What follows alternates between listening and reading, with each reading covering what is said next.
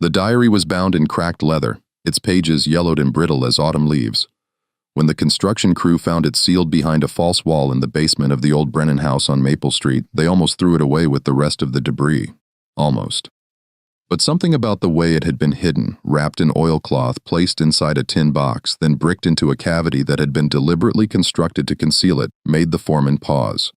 He opened it carefully, and the first words he read made his hands tremble. "May God forgive me for what I have done." 300 souls passed through this house, and not one of them left the way they came in. The date on that entry was November 14, 1860. The signature at the bottom read Hannah Grace Brennan. The name meant nothing to the foreman, but it would soon mean everything to the historians who descended upon that modest two-story house in Lancaster, Pennsylvania. Because Hannah Grace Brennan had been, according to all official records, a widow who lived alone, kept to herself, and died quietly in her sleep in 1862. She had no children, no close relatives, and apparently no remarkable life story worth recording. But that diary told a different story entirely, a story that would raise questions no one could fully answer.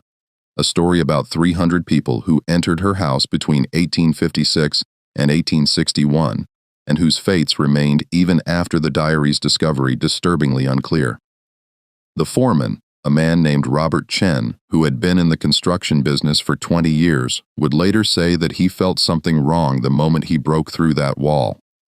The air that escaped from the cavity was cold, unnaturally cold for a summer day, and it carried a smell he couldn't quite place.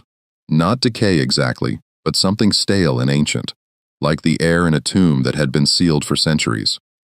His crew wanted to continue with the demolition, but Chen insisted on examining the box first. When he opened it and saw the diary, he knew immediately that this was something significant. The house had been scheduled for demolition to make way for a new shopping center. It had sat vacant for 3 years, ever since the last owner had moved out abruptly in the middle of the night, leaving behind most of his possessions. Before that, the property records showed a long string of short-term residents, none staying more than a year or two. The house had a reputation in the neighborhood, a reputation for being strange, unsettling, wrong somehow. Children crossed the street rather than walk past it. Real estate agents had trouble selling it, even at prices well below market value. Now, with the diary in hand, Chen began to understand why. Hannah Grace was born on a frigid January morning in 1818, the second daughter of Samuel and Rachel Yoda. The Yoda farm sat on 120 acres of rolling Pennsylvania farmland about 8 miles outside of Lancaster. It was not a prosperous farm. The soil was rocky and difficult to work, and the growing season was short. But Samuel Yoda was a determined man, and his family never went hungry. The Yodas were Mennonites, part of a close-knit community that valued simplicity, hard work, and devotion to God above all else. Hannah grew up in a world of strict discipline and clear expectations. She woke before dawn to milk the cows and gather eggs. She spent her days helping her mother with cooking, cleaning, sewing, and preserving food for the winter. She attended church services twice a week and prayer meetings every evening. She learned to read from the family Bible, and she was taught that pride, vanity, and worldly ambition were sins that would lead her soul to perdition. But Hannah was different from her older sister, Mary, who accepted these teachings without question. Hannah asked questions. She wondered why God would create people only to condemn them to slavery. She questioned why women were expected to obey men without protest, why children were beaten for minor transgressions, why suffering was considered noble and joy was viewed with suspicion. She never voiced these questions aloud. She was not foolish, but her mother saw the doubt in her eyes and it worried her. "You have a restless spirit, Hannah." Rachel Yoda told her daughter when Hannah was 15, "That restlessness will bring you nothing but sorrow. You must learn to accept what God has ordained for you and find peace in obedience." Hannah tried. She truly did. She threw herself into her work, hoping that exhaustion would quiet the questions in her mind. She memorized scripture, hoping that God's word would give her the peace her mother promised. She prayed for hours, kneeling on the hard wooden floor of her room until her knees ached and her back cramped, begging God to take away her doubts and make her into the obedient daughter she was supposed to be. But the questions never went away. They only grew louder. When Hannah was 19, her father took her to Lancaster to sell eggs and butter at the market. It was there that she met Thomas Brennan for the first time. He was working as a carpenter's apprentice, helping to build a new storefront on Queen Street. Hannah walked past the construction site on her way to the market. and Thomas looked up from his work and smiled at her. It was a simple smile, nothing inappropriate or forward, just a friendly acknowledgement of her presence. But something about that smile, the warmth in it, the genuine kindness stayed with Hannah long after she returned to the farm. She saw Thomas again 3 weeks later when her father brought her back to Lancaster. This time Thomas spoke to her. He asked her name, told her his own, and commented on the fine weather they were having. The conversation lasted less than 2 minutes, but Hannah thought about it for days afterward. She had never spoken to a young man outside of her church community before, and certainly never to someone like Thomas, an Irish Catholic immigrant, exactly the kind of person her father warned her to avoid. But there was something about Thomas that drew her. He was kind, he was respectful, and unlike the young Mennonite men who sometimes came calling at the Yoda farm with their parents' approval, Thomas looked at Hannah as if he saw her, really saw her, not just as a potential wife or mother to future children, but as a person in her own right. Over the next 6 months, Hannah found excuses to go to Lancaster whenever possible. She volunteered to make the weekly trip to market. She offered to deliver eggs to customers in town. And each time she managed to walk past the place where Thomas was working, and each time they spoke a little longer. Thomas told her about his life in Ireland, about the poverty and hunger that had driven his family to immigrate, about his parents who had died during the voyage across the Atlantic, leaving Thomas alone in a new country at the age of 16. Hannah told him about the farm, about her family, about the questions that plagued her and the doubts she could never voice. They fell in love slowly, carefully, knowing that their relationship was impossible. Hannah's father would never approve of her marrying outside the faith. Thomas had almost nothing to offer. He was a laborer with no prospects, no land, no family connections. But they were young, and they were stubborn, and they believed that love could overcome any obstacle. They were wrong. Of course, love could not overcome the fury of Samuel Yoda when he discovered that his daughter had been meeting secretly with an Irish Catholic. Love could not overcome the scandal that erupted in the Mennonite community when word got out. Love could not overcome the threat of total disownment that Hannah's father issued, telling her that if she married Thomas Brennan, she would be dead to her family, cast out and forgotten as if she had never existed. But Hannah had spent her whole life being obedient, being quiet, swallowing her questions and her doubts and her desires, and she discovered that there was a limit to how much she could swallow. When faced with the choice between the life her family had planned for her and the life she wanted for herself, Hannah chose herself. She married Thomas Brennan in the summer of 1839 in a small civil ceremony with no family present. She was 21 years old. Her father kept his word. From that day forward, the Yodar family never spoke Hannah's name again. Her mother, her sister, her younger brothers, all of them treated her as if she had died. When Hannah tried to visit the farm a few months after the wedding, her father met her at the gate with a rifle and told her that if she ever set foot on his property again, he would shoot her.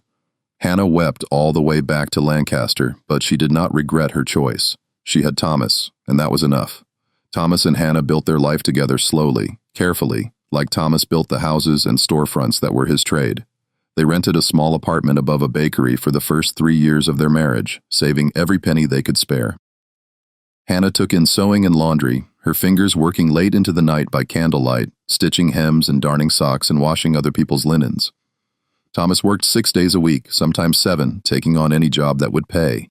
They ate simple meals, wore simple clothes, and dreamed of the day when they could afford a home of their own. That day came in 1842. The house on Maple Street was not impressive. It was a simple 2-story structure that had been poorly maintained by its previous owner, but it was theirs.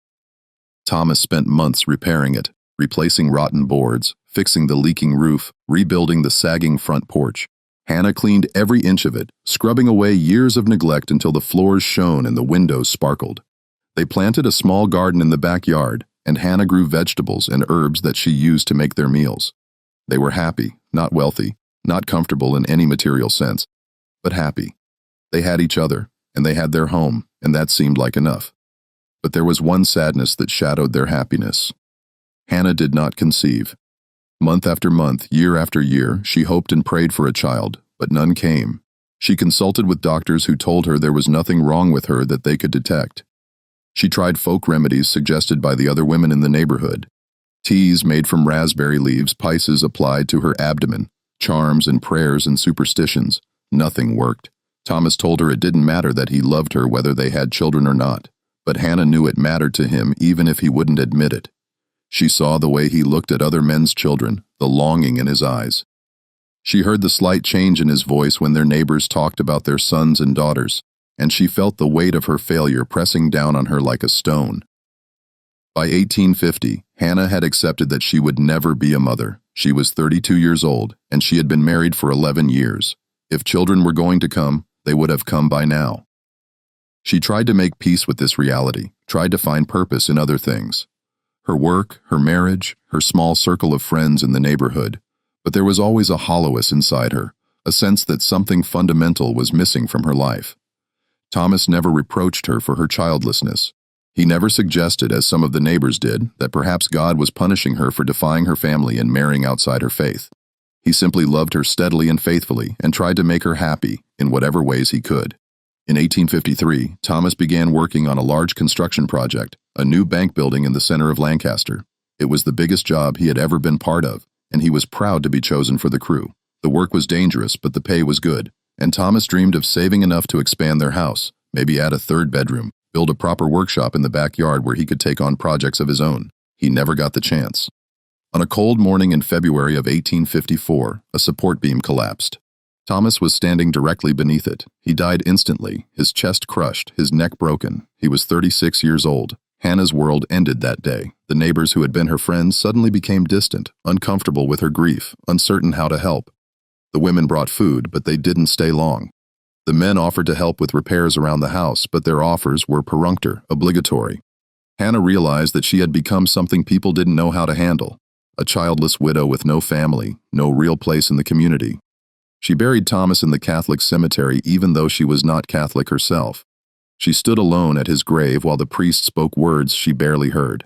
And then she went home to the empty house on Maple Street and tried to figure out how to continue living. The months after Thomas's death were the darkest of Hannah's life. She moved through her days like a ghost, going through the motions of survival without any real sense of purpose. She continued to take in sewing and laundry because she needed the money to pay her rent and buy food. She attended church services, though she no longer prayed with any real hope that God was listening. She kept the house clean and the garden tended because those were the things she had always done, and she didn't know what else to do. The neighbors whispered about her. They said grief had made her strange. They said she talked to herself, that she sometimes stood in her yard at night staring at nothing. That lights burned in her windows at all hours. Some of this was true. Hannah did talk to Thomas sometimes as if he were still there. She did stand outside at night because sleep eluded her and the darkness felt less oppressive than the empty house. And yes, she kept candles burning because the thought of sitting alone in the dark was unbearable. But the neighbors didn't understand. They saw her behavior as madness, as something to be pied or feared. They didn't see that Hannah was simply trying to survive the unsurvivable, trying to find a way to keep living when the only person who had ever truly loved her was gone. And then, on a cold night in March of 1856, someone knocked on her door. Hannah almost didn't answer. It was late, well past 10 o'clock, and she wasn't expecting anyone. But the knocking continued, soft but insistent, and finally, more out of curiosity than anything else, Hannah opened the door. The man standing on her porch was tall and thin, his clothes ragged and dirty. His face was haggarded, his eyes sunken with exhaustion and fear. He looked at Hannah for a long moment as if trying to determine whether he could trust her, and then he spoke in a low, urgent voice. "They told me you might help," he said. "They said this house was safe." Hannah didn't understand at first. "Who told you that?" she asked. "Help with what?" The man glanced over his shoulder, checking the dark street behind him. "Please," he said. "Can I come inside? I can't stay out here if they find me." He didn't finish the sentence, but Hannah saw the terror in his eyes, and something inside her responded. She stepped aside and gestured for him to enter quickly. He slipped past her and she closed the door, her heart pounding. "Who are you?" she asked. "What's happened?" The man stood in her hallway trembling despite the warmth from the fireplace. "My name is Nathan," he said. "I've been traveling for 2 weeks. I was told there were safe houses along this route, places where people like me could rest. Someone in Philadelphia said I should come here to this address. They said a woman lived here who helped people." "Are you that woman?" Hannah stared at him, understanding beginning to dawn. "People like you," she repeated slowly. "You mean I was enslaved?" Nathan said bluntly. "In Maryland I escaped and now I'm trying to get to Canada where I'll be free. but I can't make it without help. I'm injured. My feet are badly cut, and I think I have a fever. I just need one night, maybe two, somewhere safe to rest. Then I'll be gone. You'll never see me again." Hannah's first instinct was to refuse. What Nathan was asking was illegal. The Fugitive Slave Act of 1850 made it a federal crime to harbor escaped slaves, punishable by fines and imprisonment. If Hannah was caught helping him, she could lose everything: her house, her freedom, possibly her life. But as she looked at Nathan standing in her hallway, exhausted and terrified and desperate, she thought about her own life. About the years she had spent swallowing her questions and her doubts, being obedient, following the rules, about the choice she had finally made to defy her family and marry Thomas, and how that choice had been the only real moment of courage in her entire life, about the emptiness that had consumed her since Thomas's death, the sense that her life had no purpose, no meaning, no value. And she thought about something Thomas had said to her once years ago. They had been talking about slavery, about the growing tensions in the country, and Thomas had said, "If someone came to our door asking for help, I'd like to think we'd be brave enough to give it, no matter the cost." Hannah had agreed with him then. Now she had a chance to prove whether she had meant it. "Come in," she said to Nathan. "Come into the kitchen. Let me look at your feet, and I'll get you something to eat." She brought him to the kitchen and lit more candles so she could see clearly. Nathan's feet were indeed badly cut, the soles torn and bleeding from walking long distances over rough terrain. Hannah boiled water and carefully cleaned the wounds, then bandaged them with strips of clean cloth. She gave him bread, cheese, and cold chicken left over from her own dinner. She watched him eat ravenously, barely pausing to chew, and she realized that he probably hadn't had a real meal in days. "You can sleep in the cellar," she told him. "It's not comfortable, but it's warm and dry, and no one will see you there. I'll bring you more food in the morning." Nathan looked at her with tears in his eyes. "Thank you," he whispered. "You don't know what this means. I was starting to think I wouldn't make it." "How far do you still have to go?" Hannah asked. "Canada is about 300 miles north," Nathan said. "But I can't travel on the roads during the day. Too dangerous. So, it'll take me weeks, maybe months, and I don't know the way. I'm just following the directions people give me, hoping I don't get lost." Hannah led him down to the cellar, which was cold and damp, but at least provided shelter. She gave him blankets and promised to check on him in the morning.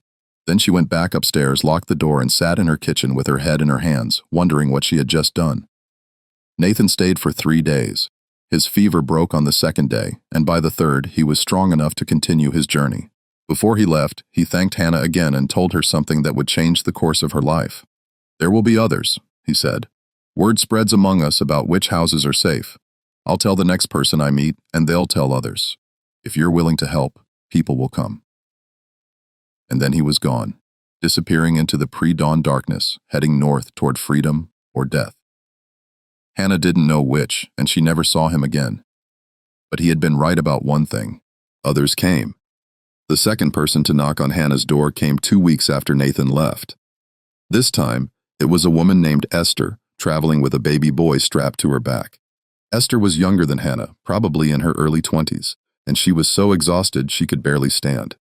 Hannah took her in without hesitation this time, gave her food and a place to sleep, and cared for the baby while Esther recovered her strength. Esther stayed for 5 days. On the last night, she told Hannah her story. She had been enslaved on a plantation in Virginia, where she had been born and had lived her entire life. The baby's father was the plantation owner's son, who had forced himself on Esther repeatedly. When she became pregnant, she had begged to be allowed to keep her child, but the owner had told her that the baby would be sold as soon as he was weaned. Esther had decided then that she would rather die trying to escape than watch her son be taken from her. Hannah held the baby while Esther spoke, feeling the small, warm weight of him in her arms. And something inside her shifted. She thought about the child she had never been able to have, about all the love she had stored up with nowhere to put it. And she realized that maybe this was her purpose. Maybe this was why God had never given her children of her own, so that she could help save other people's children instead. It was a comforting thought. It gave her grief a meaning it had never had before. After Esther left, more people came. Sometimes 1 or 2 a month, sometimes more. Hannah began to develop a system. She kept extra food stored in the cellar, dried beans, cornmeal, salted meat, things that would last. She kept bandages and basic medicines on hand. She learned which neighbors were sympathetic to the abolitionist cause and which ones might report her to the authorities. She became careful, vigilant, always watching for signs of danger, and she began to change the house. The cellar, as it was, could hide maybe 2 or 3 people at most. If more than that arrived at once, and they increasingly did as word spread, Hannah had nowhere to put them. She couldn't let them stay in the main house, where they might be seen through the windows. So, in the summer of 1856, Hannah hired a German immigrant named Friedrich to help her expand the cellar. Friedrich spoke very little English, which Hannah considered an advantage. She told him she needed more storage space for preserves and root vegetables, and he nodded and began to dig. Over the course of 6 weeks, he excavated a much larger space beneath the house, shoring up the walls with timber and brick. The work was slow and difficult, but Friedrich was patient and thorough. When he finished, Hannah paid him what she could afford and gave him extra food to take home to his family. But the expanded cellar was only the beginning. Hannah began to see possibilities she hadn't noticed before. The house had been built in 1828, and like many houses of that era, it had irregular angles and odd spaces, closets that were deeper than they appeared, walls that seemed thicker than necessary. Hannah started measuring these spaces, calculating how they might be modified to create hiding places.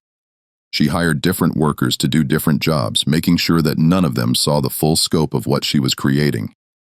One man built a false wall in the cellar, creating a hidden room behind a heavy shelf. Another installed a trap door in the floor of the pantry, concealed beneath a rug. A third dug a tunnel from the cellar to the small shed in the backyard so that people could enter and leave without being seen from the street.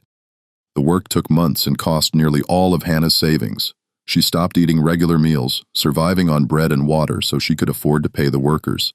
She sold her wedding ring, the only piece of jewelry she owned, and used the money to buy timber and bricks. She worked alongside the laborers, her hands blistering and bleeding, her back aching, driven by a purpose she couldn't fully explain even to herself. By the end of 1856, Hannah's house had been transformed.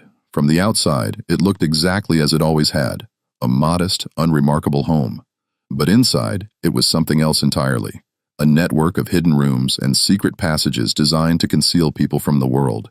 And the people came, more and more of them, following the invisible trail that had been blazed by Nathan and Esther and the others who had passed through before them. They came alone and in pairs, in families with children, in groups of 5 or 6, traveling together. They came with nothing but the clothes on their backs and the desperate hope that they might somehow make it to freedom. Hannah took them all in. She fed them, clothed them, tended to their injuries, and sent them on their way when they were strong enough to continue. She never asked for payment. She knew they had nothing to give, and she never judged them for the crimes they had committed in pursuit of freedom. Theft sometimes, violence, occasionally when it was necessary for survival. She simply helped them because it was the right thing to do and because it gave her life a meaning it had lacked since Thomas died.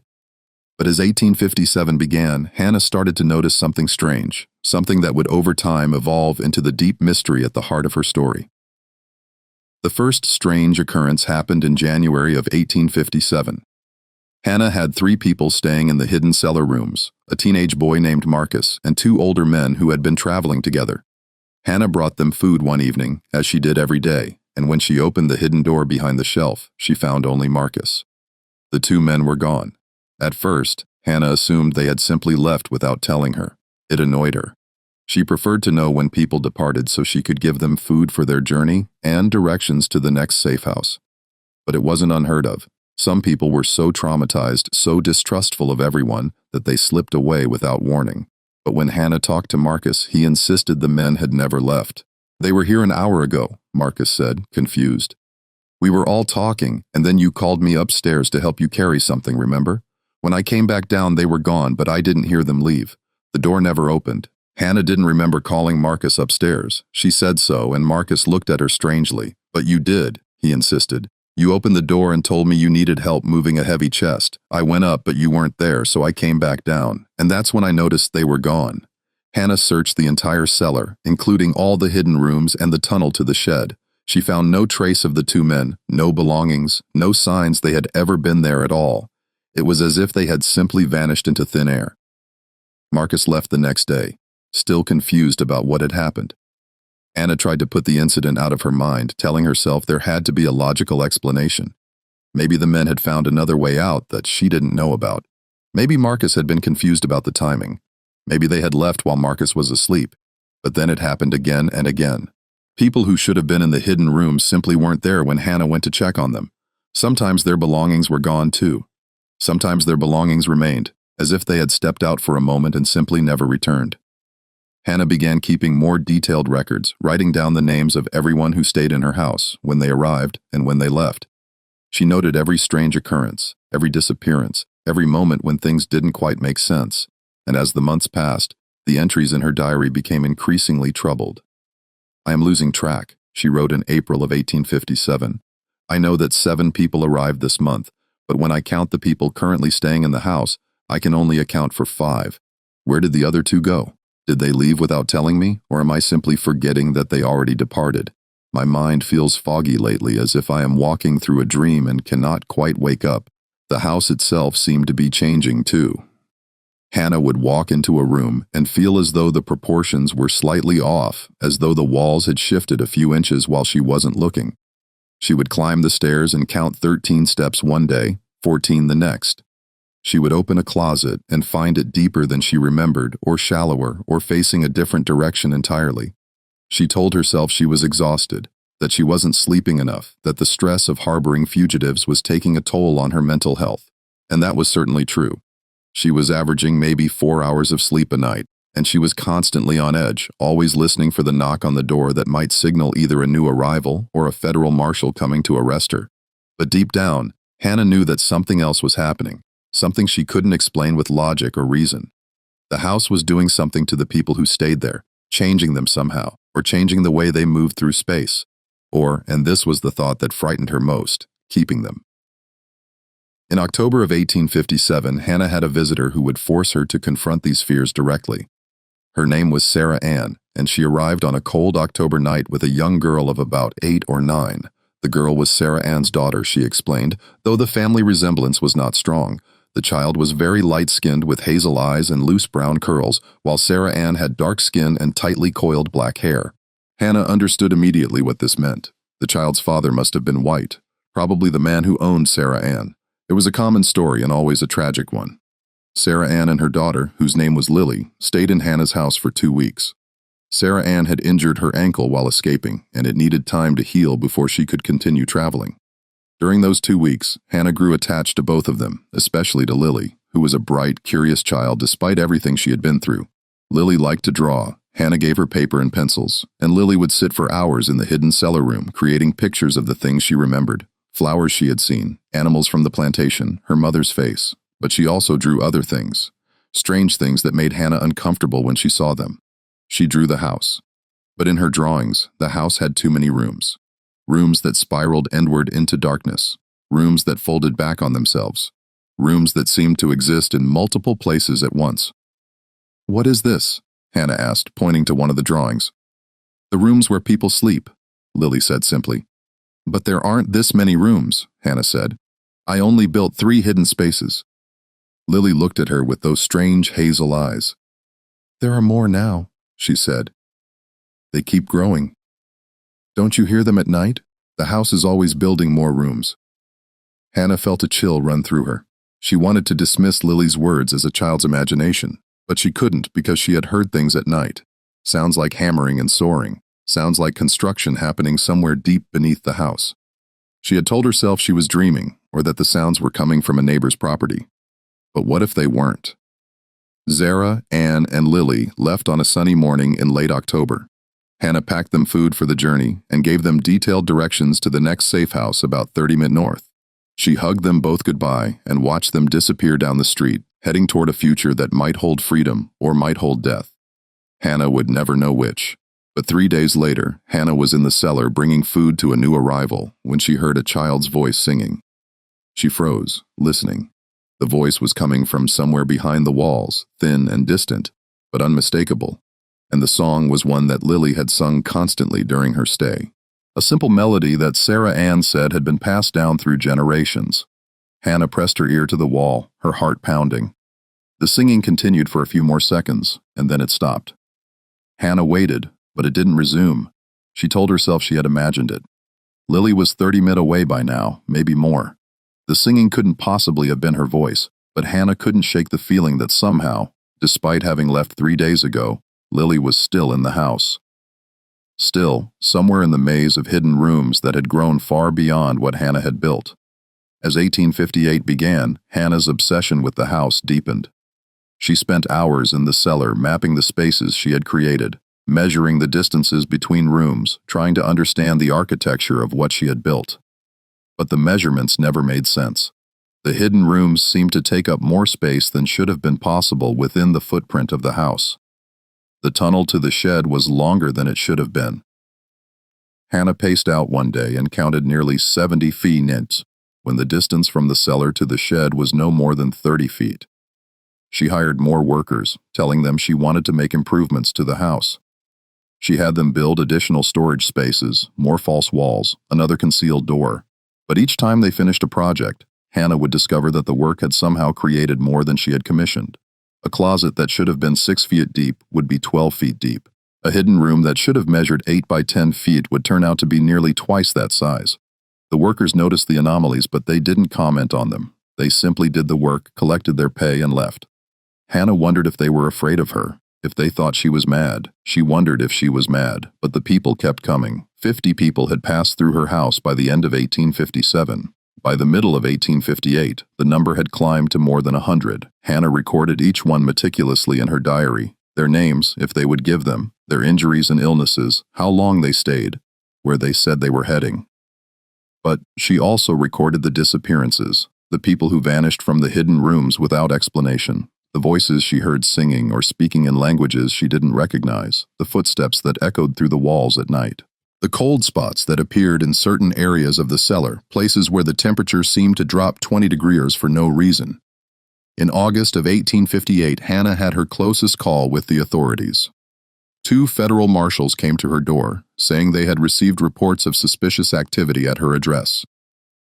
Hannah let them search the house just as she had done before. But this time, there were 7 people hiding in the cellar. 3 adults and 4 children. If the marshals found them, everyone would be arrested, including Hannah. The marshals searched methodically, going through every room upstairs first, then heading down to the cellar.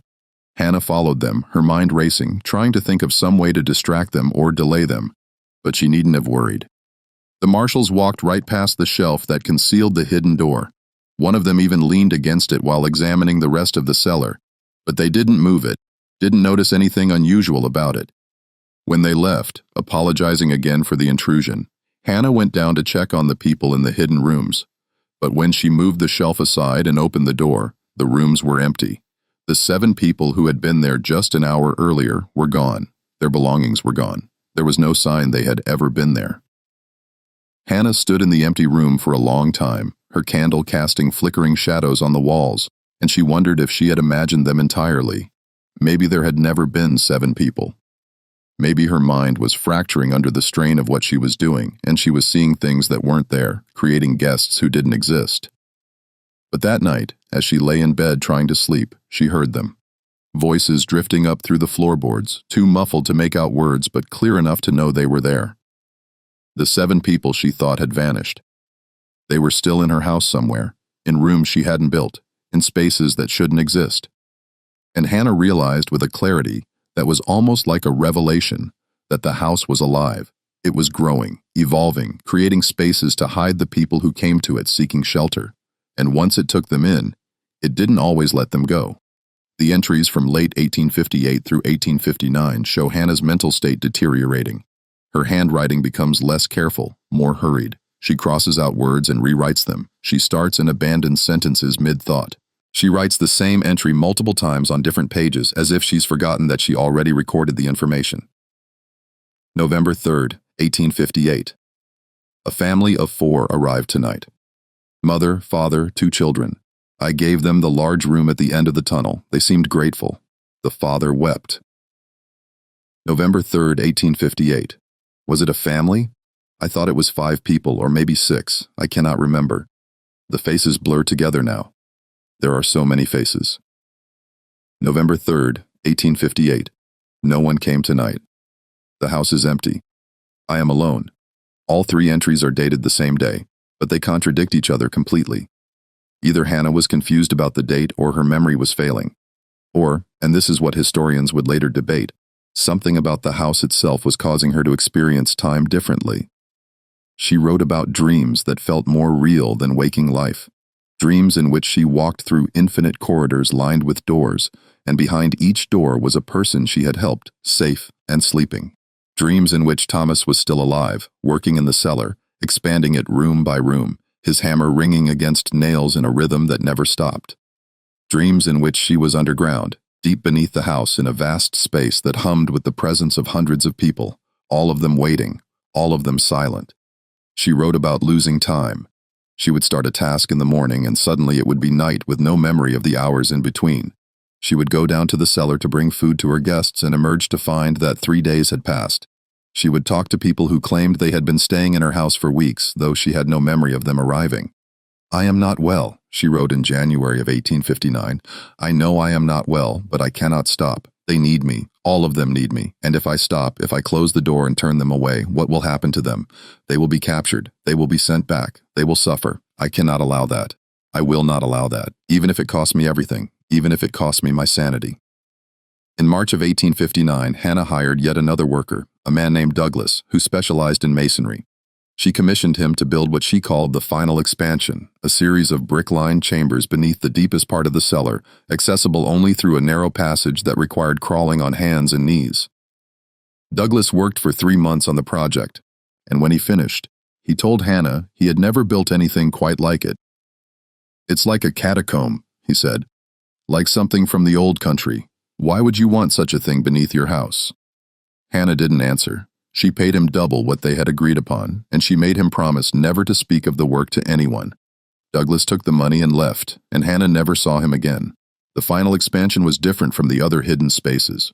It was colder down there, and the air had a strange quality, thick and heavy, like the air before a storm. Hannah found that she could hear things in those deepest rooms that she couldn't hear anywhere else.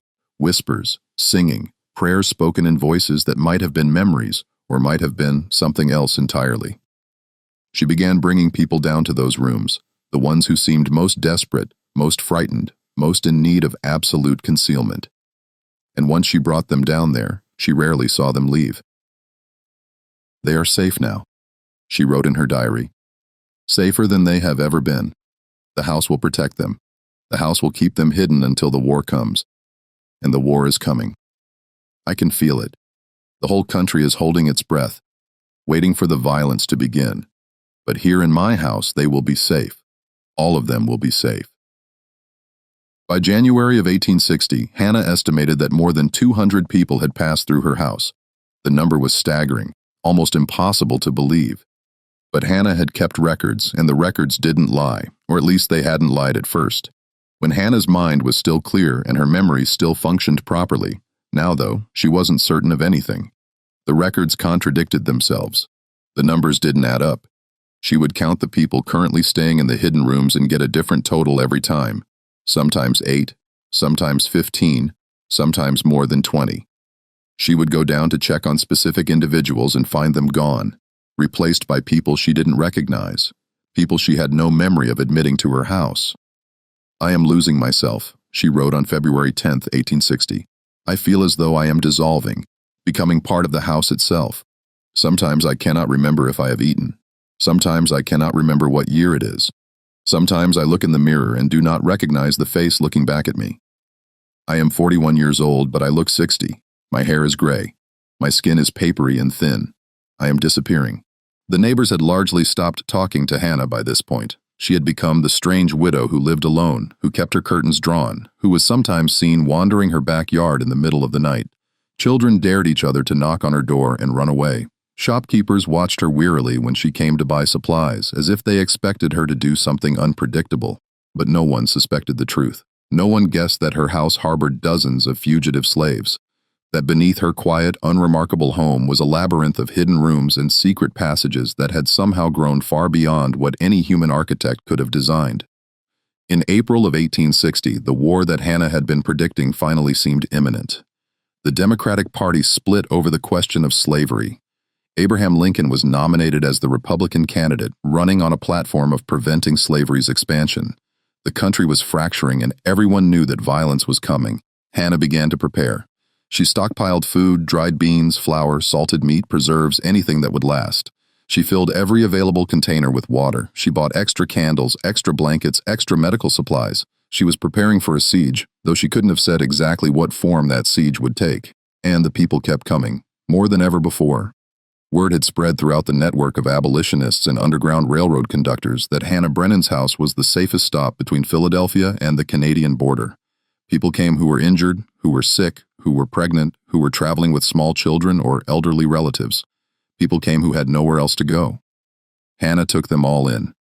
She found space for them somewhere in the house, in the hidden rooms, in the tunnels, in the deep chambers that Douglas had built, and the house obligingly seemed to create more space as needed. The cellar kept expanding.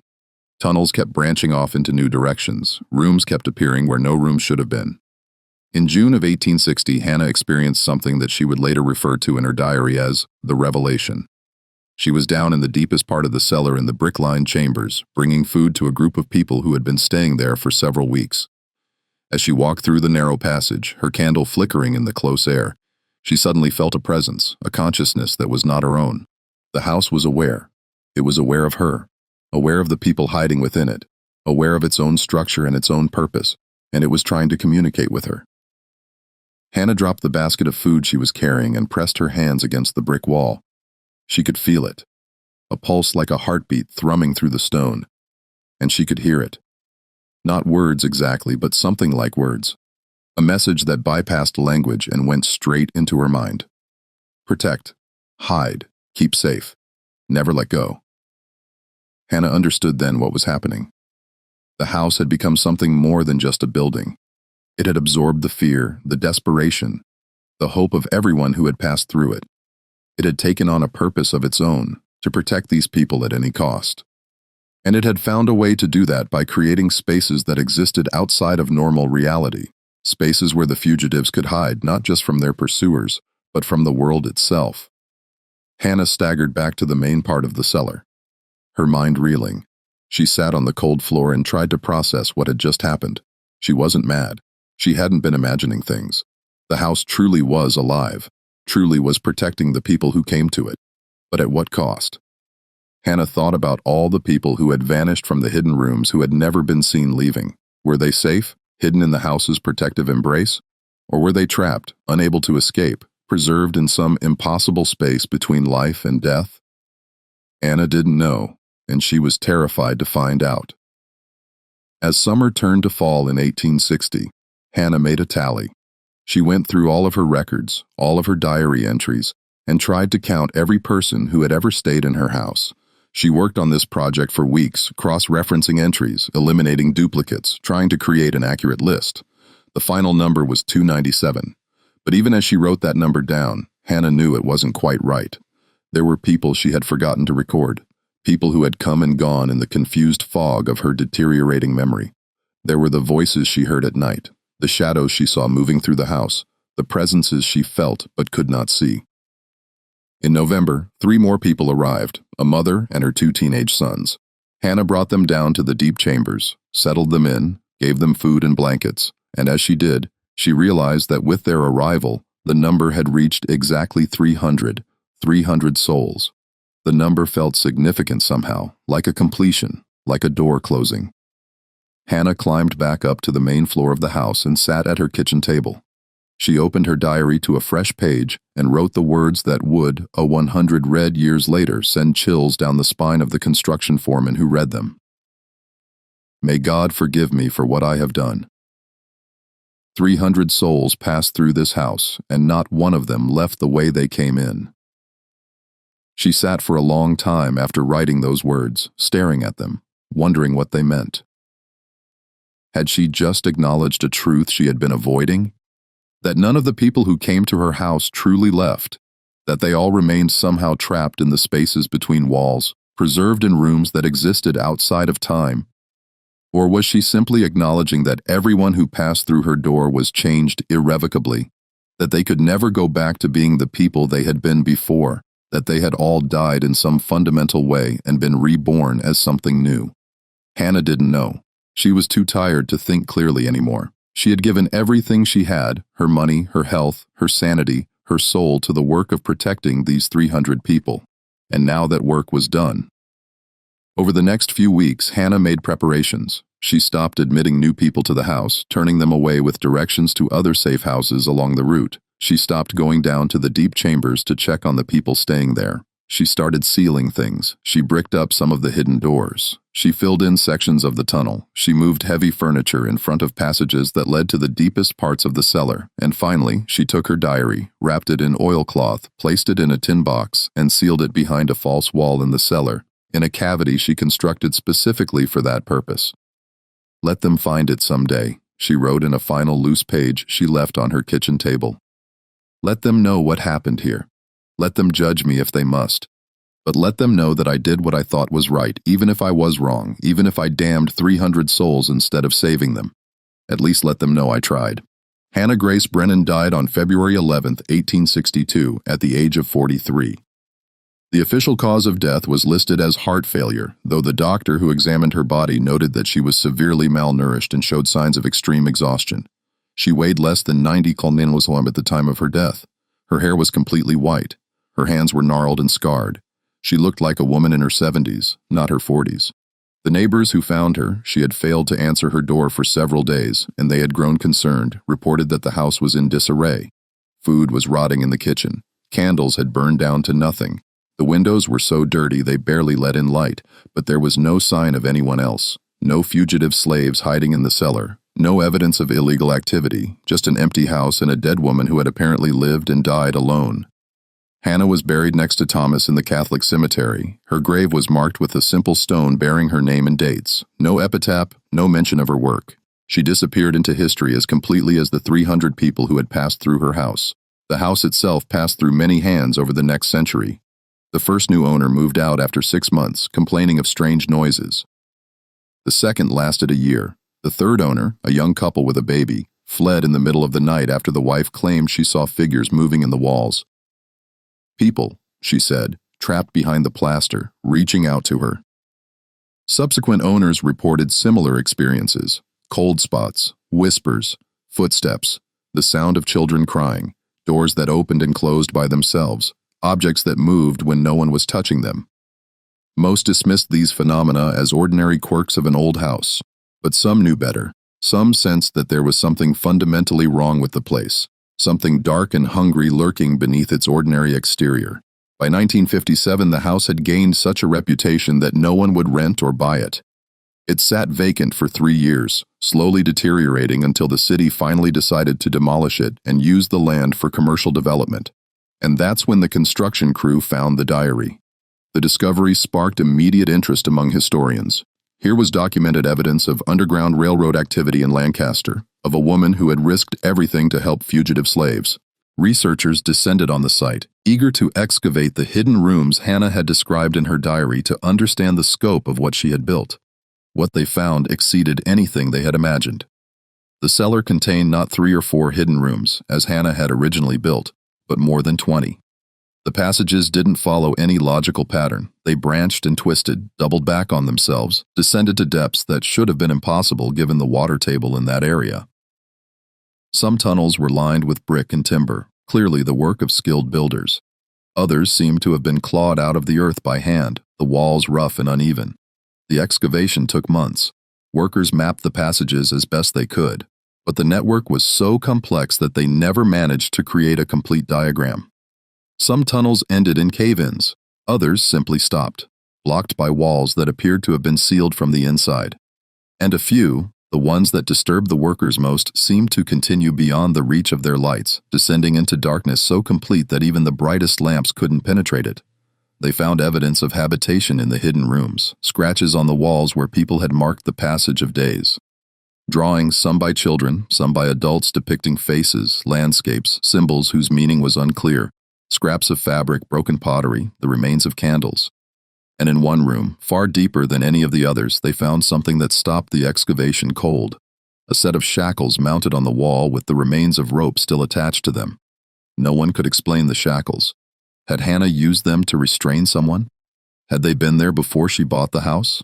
Or had they been brought in by one of the fugitives, a grim souvenir of the bondage they had escaped? The excavation team also reported strange experiences. Equipment malfunctioned for no reason. Workers claimed to hear voices when no one was speaking. One man swore he saw a child running through the tunnels, and when he chased after her, she vanished into a wall. Another worker refused to go back into the deep chambers after he felt hands grab his shoulders in the darkness, though he was alone at the time. Eventually, the excavation was abandoned. The city decided that the site was too unstable, too dangerous, too expensive to fully explore. They filled in the passages they had opened, demolished what remained of the house, and built a parking lot over the site. Later, that parking lot was replaced with a small park. A plaque was erected commemorating Hannah Grace Brennan as a hero of the Underground Railroad. But historians continued to puzzle over the mystery. What had really happened in that house? How many people had truly passed through it? And most troubling of all, what had happened to them after they left? Researchers tried to trace the fates of the people mentioned in Hannah's diary. They searched census records, immigration documents, church registries, any source that might contain names or information. They found a few matches. People who had made it to Canada, established new lives, left behind records that proved they had survived their journey. But most of the 300 people Hannah wrote about could not be traced. Their names didn't appear in any records. There was no evidence they had ever reached Canada or anywhere else. It was as if they had simply vanished, swallowed up by the earth somewhere between Lancaster, Pennsylvania, and the Canadian border. Some historians believe the explanation is simple. Records were poorly kept in that era, especially for people who were trying to remain invisible. Many fugitive slaves changed their names multiple times, making it impossible to track them. Many died along the way and were buried in unmarked graves. The lack of records doesn't necessarily mean something sinister happened, but others aren't so sure. They point to the strange expansion of the house, to the passages that seemed to grow on their own, to the testimonies of people who lived there and felt that something was deeply wrong. They point to Hannah's final diary entries, which suggest she knew or suspected that the people in her house weren't leaving. Not really. And they ask, what if Hannah wasn't helping people escape? What if, intentionally or not, she was trapping them? What if the house, in its strange, sentient way, decided that the best way to protect these people was to never let them leave? What if all 300 souls are still there, somehow hidden in spaces that exist outside of normal reality, waiting in the dark for a freedom that will never come? There's no way to know for certain. The house is gone. The passages have been filled in. Hannah took her secrets to the grave, and the 300 people who trusted her, wherever they are now, cannot speak for themselves. But sometimes people who walk through the park that now occupies that land report strange feelings, a sense of being watched, a coldness that descends even on warm days, the sound of whispers that might be wind or might be voices. And sometimes, not often but sometimes, people claim they see figures standing among the trees. Men, women, children, dark-skinned, exhausted-looking, dressed in clothing from another era. The figures never speak. They never approach. They simply stand there watching as if waiting for someone to acknowledge them, as if they want to be seen, to be remembered, to be known. And then after a moment they fade away, disappearing into the shadows as completely as they disappeared from history. 300 souls pass through Hannah Grace Brennan's house, and somewhere in some form, they remain. Form, they remain. Form, they remain. Form, they remain. Form, they remain. Form, they remain.